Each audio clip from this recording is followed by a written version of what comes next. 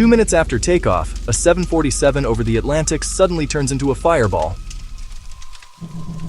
Hundreds see a bright streak climb, then, boom, TWA Flight 800 is gone.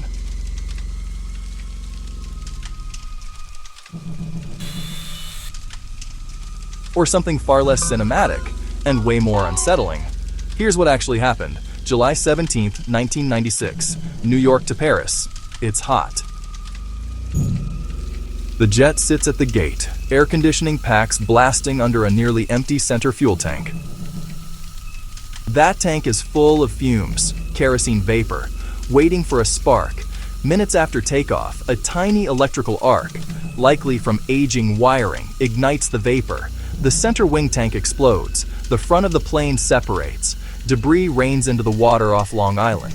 230 people. No survivors. The rumor engine explodes too. More than 700 witnesses report a streak of light.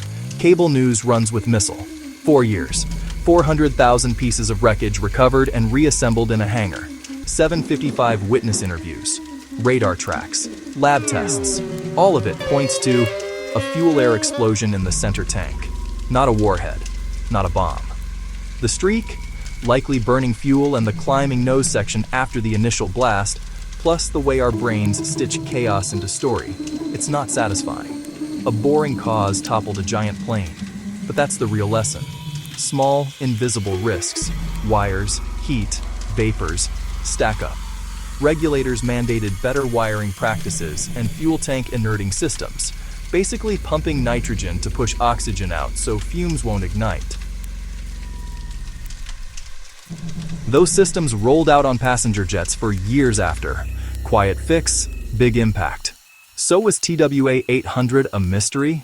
At first, absolutely. Today, it's a cautionary tale. The most explosive problems are often the mundane ones we ignore, until we can't.